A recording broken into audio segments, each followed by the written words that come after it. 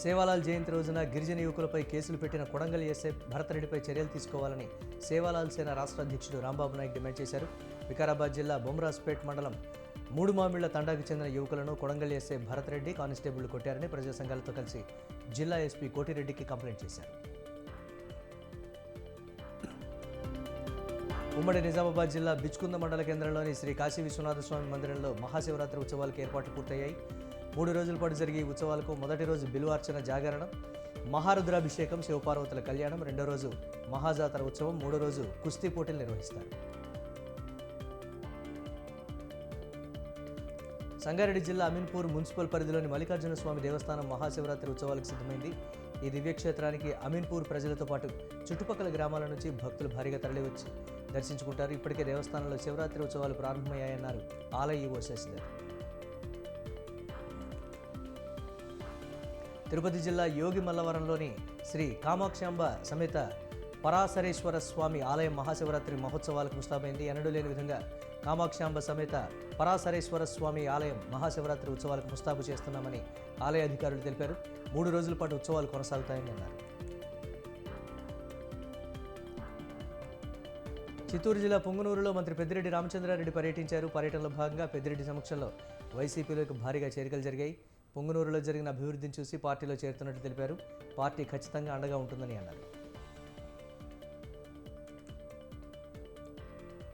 MLA Bolla బ్రహ్మనాయుడిపై మాజీ MLA జీవి ఆంజనేయులు సవాల్ విసిరారు.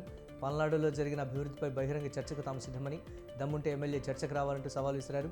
స్వార్థ రాజకీయం కోసం ప్రజారోగ్యంతో చెలగాటమాడుతున్నారని విమర్శించారు.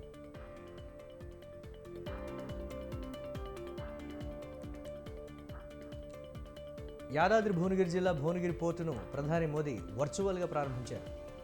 భువనగిరి కోట అభివృద్ధి పనులకు సంబంధించి ఎల్ఎన్టీ సంస్థ పవర్ పాయింట్ ప్రజెంటేషన్ అధికారుల ముందు ప్రదర్శించింది. భువనగిరి కోట అభివృద్ధికి కేంద్ర నిధులు కేటాయించడం పట్ల ఎమ్మెల్యే కుంభం అనిల్ కుమార్ రెడ్డి సంతోషం వ్యక్తం చేశారు.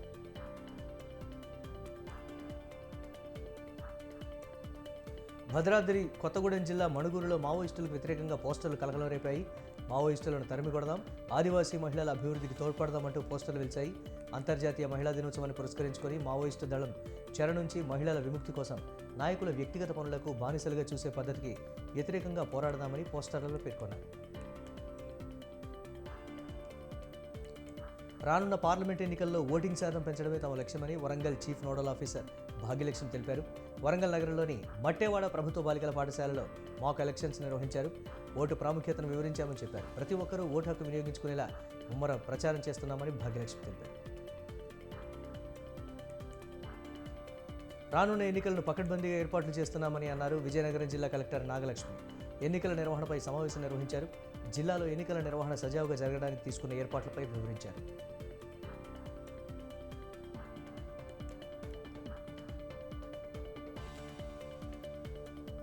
సీఎం జగన్ రాష్ట్రాన్ని ఏం భ్రష్టు పట్టించాడో పవన్ స్పష్టంగా చెప్పాలని రామ్గోపాల్ వర్మ డిమాండ్ చేశారు.